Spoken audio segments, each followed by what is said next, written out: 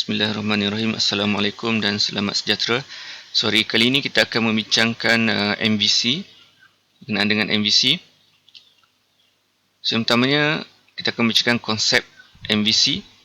Yang keduanya, kita akan pelaikan konsep MVC ini di dalam membangunkan aplikasi berasaskan web. So, apakah yang dimasukkan dengan MVC? So, MVC sebenarnya merujuk kepada model, view dan juga controller. Okay. So, MVC sebenarnya merupakan satu architecture ataupun dikenali juga sebagai software pattern, di mana dia akan memisahkan antara domain, application dan logic daripada user interface. Okay. So, di dalam model, kita akan menguruskan business logic dan juga data bagi application tersebut. Okay. Misalnya, data-data yang berkaitan dengan database, operasi-operasi database, kita akan kendalikan melalui layer model ini. Okay.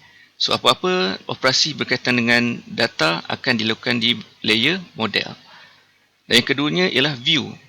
View menyediakan GUI, Graphical User Interface, ataupun interface kepada pengguna yang melihat paparan aplikasi kita. Okay. So, di bahagian view ini, kita akan render ataupun kita akan generate the display. Okay, display itu daripada coding kepada web browser. Okay. So, lazimnya data daripada model ini akan dihantar ke view untuk dipaparkan kepada user. Dan lapisan yang terakhir dalam MVC ini ialah controller. So, controller menerima request dan juga berinteraksi dengan model dan juga view. Okay. So, controller ini tujuan dia ialah menerima request daripada user, memproses request tersebut, sama ada request itu perlu dihantar kepada model, dan kemudian model memprosesnya dan kemudian hantar semula kepada controller, dan controller akan menghantar ke view. Okay. So, proses ini kita dapat lihat dari gambar rajah ini. Okay. Kalau kita lihat, web browser akan menghantar request kepada web server, dan yang request itu sebenarnya dalam web server itu diterima oleh servlet. Okay. Servlet akan instantiate model. Okay. Model, andai kata kita nak simpan data ke, kita akan hantar kepada model terlebih dahulu. Dan hasil daripada model itu, output itu dia akan hantar ke view. Servlet akan hantar ke view. Okay. Daripada model dihantar ke servlet, iaitu controller, dan dihantar kepada view. Okay. Dan apa yang diterima oleh view itu sebenarnya adalah data-data daripada model itu sendiri. Okay. So, model itu akan buat connection kepada database, database hantarkan result. Okay. Dan model itu diberi kepada controller, diberi kepada view dan respon kepada web browser. Okay.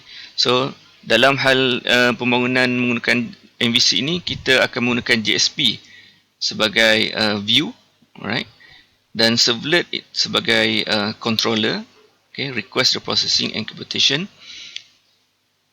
Dan di dalam beans, Java Bean sebagai model. Okay.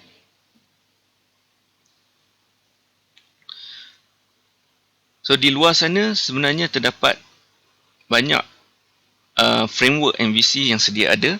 Okay, seperti Spring, Strut, Hibernate, Java Source Pages dan sebagainya, dan lain-lain. So, ini boleh dapati di Google. Anda boleh search di Google. Okay.